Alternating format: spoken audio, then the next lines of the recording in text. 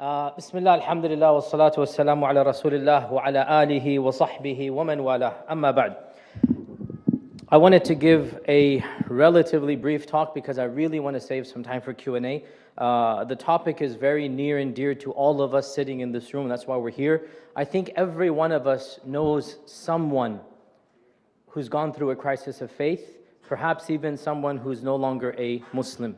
I think all of us have had that painful realization one day, oh my God, so-and-so, did he actually do that or say that? Did he actually renounce or whatnot? And subhanAllah, we are seeing more and more people question and doubt their faith and become either agnostic or atheist or whatnot. And the fact of the matter is that very few of us are really qualified to deal with this phenomenon.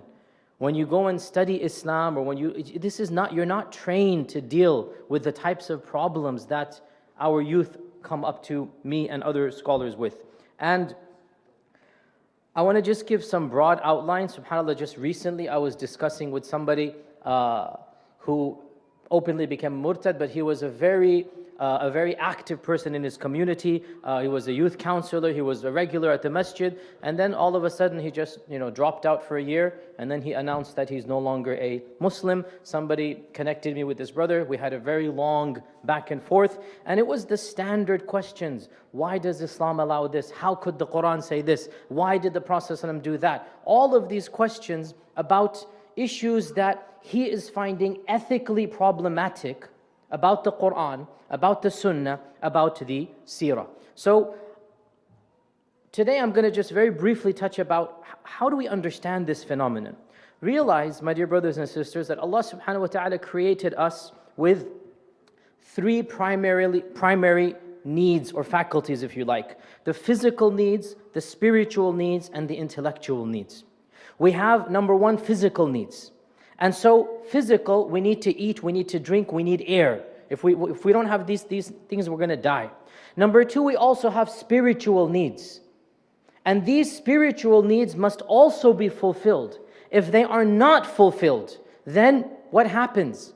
Many things. First and foremost, depression. Secondly, meaninglessness, just living your life carpe diem for the moment. You just feel empty. You don't have a higher goal in life. Right? And therefore, if you don't have a higher goal, you create a goal and you make it the highest goal. And that is why in our times there are so many causes that people are so passionate about. Things that were not that important 100, 500, 1,000 years ago. Whether it's ethical issues, environmental issues, animal issues. But people need a higher goal for which they want to dedicate their life to. It's in fact ingrained in us to do so. And Islam, of course, answers to that situation, a spiritual need. And then there's an intellectual need as well. That your intellect needs to be satisfied, your curiosity needs to be met. So you have the physical, the spiritual, and the intellectual. And Islam comes with enough for all three of these things. That it tells you how to live your life physically, it tells you how to live your life spiritually, and it gives you the answers for the meaningful questions. Why am I here? What is the purpose of life? Why did Allah subhanahu wa ta'ala create me? Now the problem comes when we take one of these three functions and use them to trump the others, make it the end all and be all. And in particular in our times, it's the issue of rationality. It's the issue of using our intellects or our brain to try to understand even the minutiae of Islam. And if we don't understand it, well then we end up rejecting the entire religion of Islam. Now, am I saying that there are certain things in Islam that are irrational? No, I'm not saying this. Islam does not come with anything that is irrational. But it does come with things that are supra-rational, i.e., rationality does not and cannot have a role to judge whether it's valid or not. It's beyond the scope of the intellect. Islam does not come with anything that contradicts the intellect, but it comes with things that the intellect might not necessarily understand, even if it does not find illogical. Is that clear? There are things beyond the scope of realm of reason, of intellect, of aql, we call it in Arabic. And Islam will tell you these things. And it is possible your mind will not fully comprehend, but Islam will never tell you something that goes against, that contradicts the mind that Allah subhanahu wa ta'ala has blessed you with. And when you look at the questions that these young men and women, and they're almost always young men and women, 17, 18, 19, 20, when they're going through this crisis of faith up to the early 20s, when you look at the questions that these young men and women ask, they inevitably center around a core group of issues, all of which are modern, all of which are emanating from within a particular cultural paradigm. In other words, the questions that people of our generation are asking never even occurred to the last generation, or the generation before them, or the generation before them, all the way back to the Prophet ﷺ and before. These are questions that modern society is positing. Questions about the existence of God, sexuality and orientation, gender roles. These things did not exist. Society, by and large, accepted these things as truths.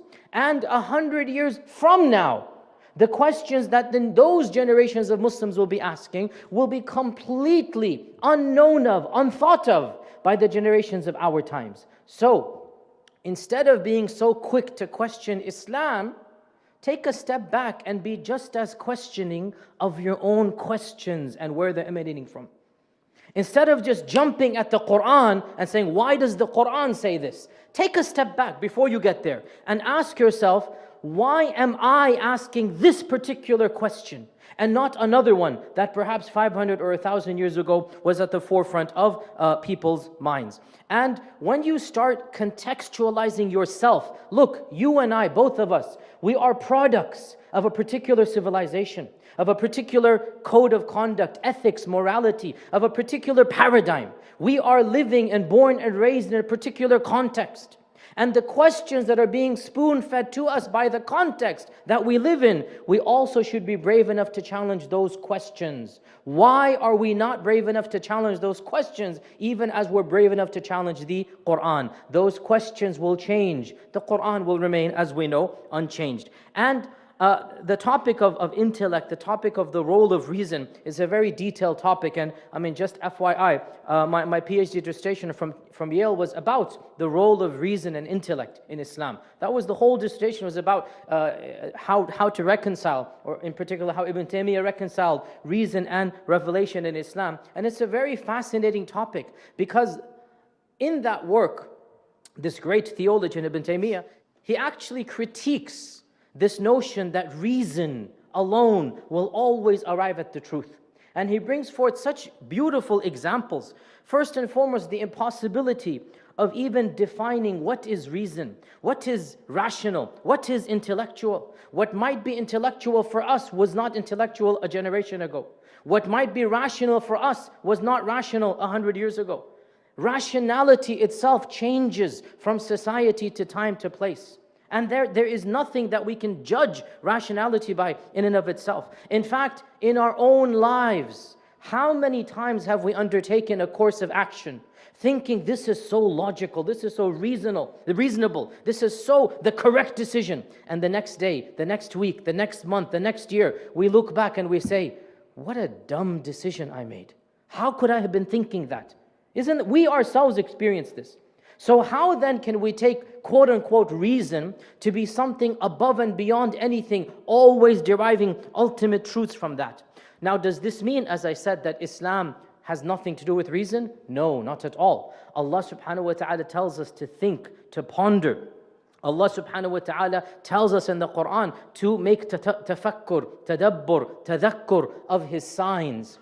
But if you look at the Quranic commands to think and reflect, the Quran never challenges Allah's revelation.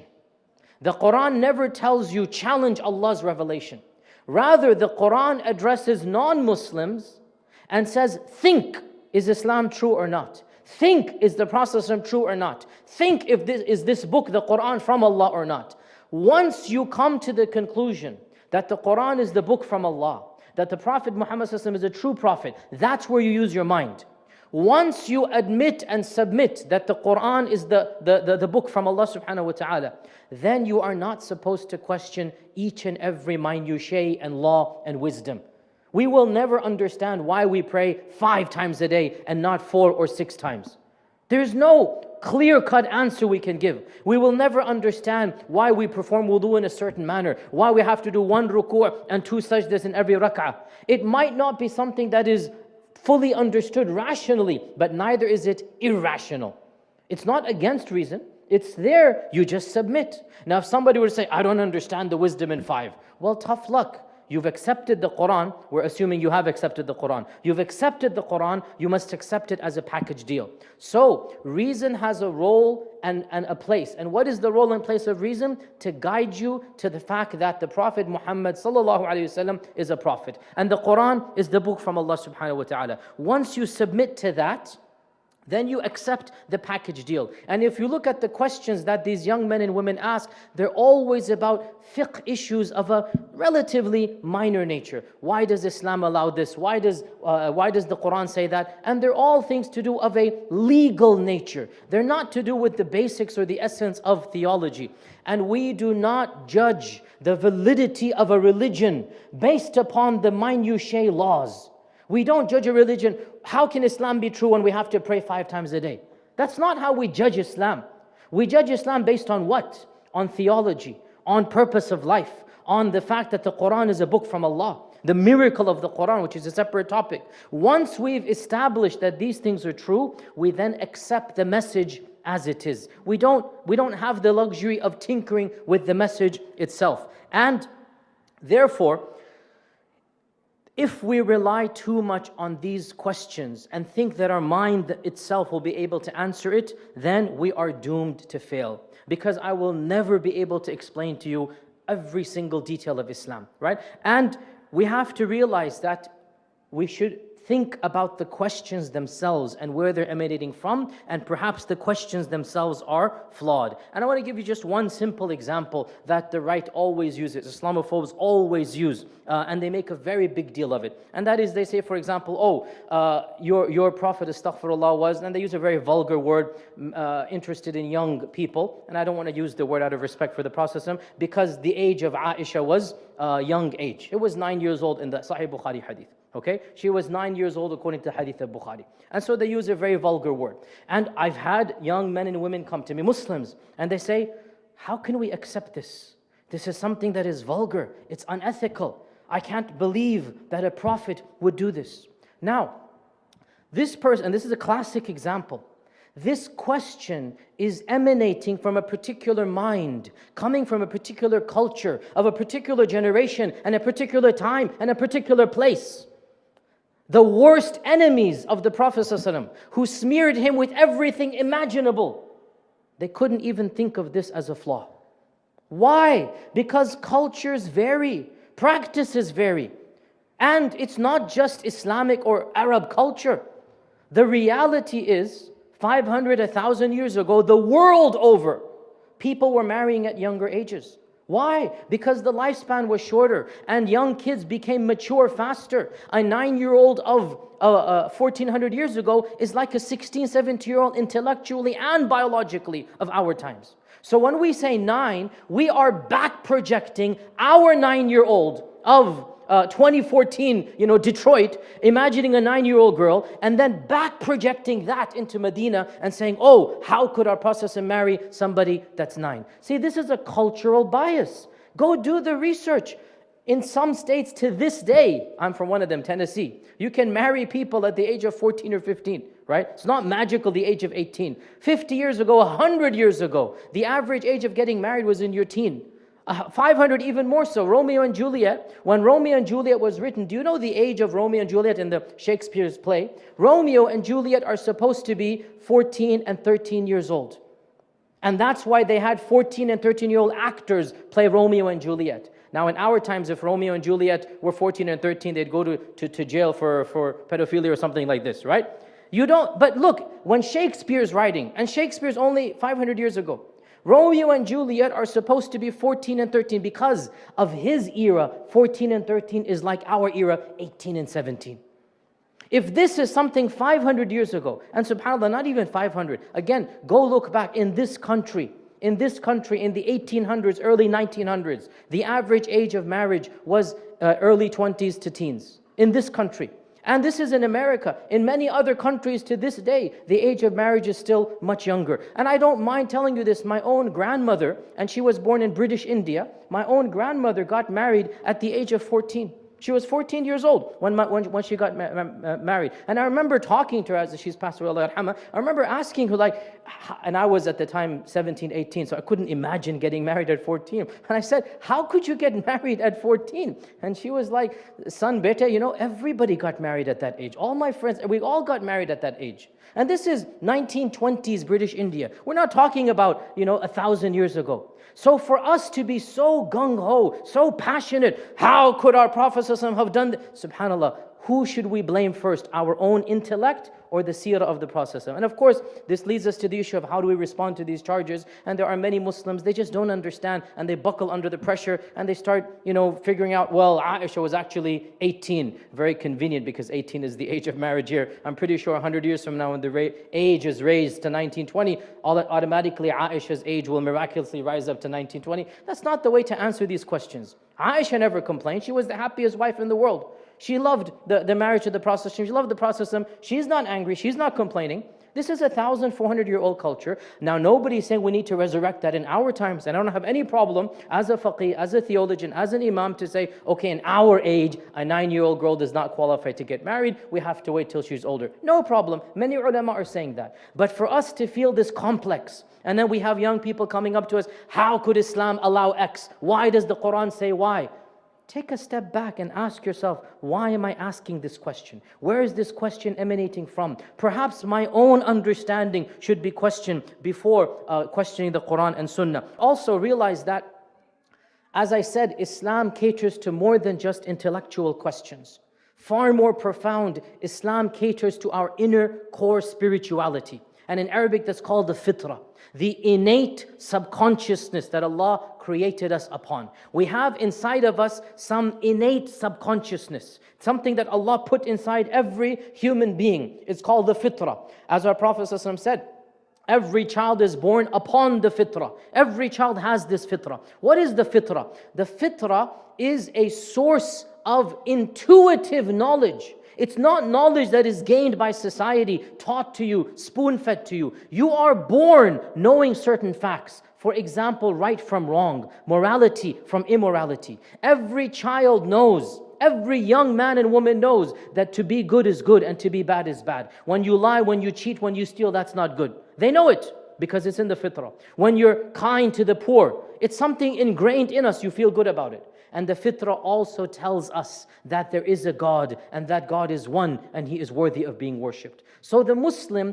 does not need to intellectually analyze each and every law in the Quran and Sunnah because his inner conscience is at ease that Islam is true. That inner conscience, the fitrah, will tell him this is a correct religion. And once the fitrah gives him this knowledge, then there should be an acceptance of the minutiae of the more tertiary laws. Now, again, I want to be very clear. I am not saying that Islam doesn't tell us to think. I am saying we don't base the validity on Islam based on the age of Aisha. Based on why does a man allow this? Why does a woman have to cover? Why is inheritance this? These are laws. And you might not understand them. Now, by the way, there are ways to answer every question. Every single question that somebody asks, you could attempt an answer, but some of them are not going to be satisfying. And rather going down this infinite maze and loop and answering every question, take a step back and challenge your own understanding. Challenge your own paradigm before you challenge the Quran and the Sunnah. And the last point that I want to say, and my time is up here, is that if you meet such a person who is having some doubts and whatnot, always tell this person, look, there's one thing that we don't lose, me and you, both of us, and that is to sincerely call out to the one who created you, to guide you, and I will do the same. Ihdina as-sirat al-mustaqim. That the power of dua, never underestimated. That if you are in doubt, tell this brother, this sister, if you're really in doubt, then continue to make sincere prayer, because you're not going to lose anything. If you think there's no God, what do you lose by sincerely praying? And if there is a God, then clearly this God will hear you. And we have a very clear belief in our religion, and that is, whoever wants to be guided will be guided. Allah does not play games. Allah does not put traps for the one who sincerely wants the Sirat al-Mustaqim.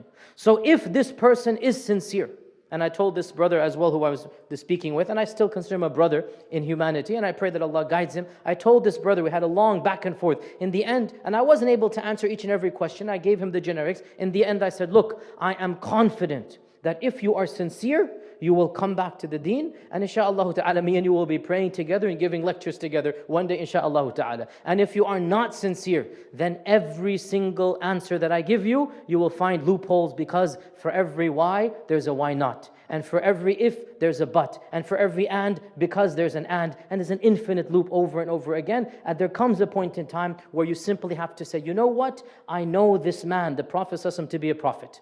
His lifestyle, his message, his teachings. I know the Quran. I hear the Quran, and I know it's from Allah subhanahu wa ta'ala. And I speak this as a hafidh of the Quran, as a believer in the Quran. Wallahi, I hear the Quran, and I know this is a book from Allah. Just the way it moves me, the way the resonance, the sound, the words, and this book cannot be from a human being. That's all I need to know. I might not be able to answer every single minutiae, but when I know the Quran is the book of Allah and the Prophet is the Prophet of Allah, then alhamdulillah, I submit after that. May Allah subhanahu wa ta'ala guide me and you and all of us to that which He loves and is pleased with. Wa jazakumullahu khairan. Assalamu alaikum wa rahmatullahi wa barakatuh.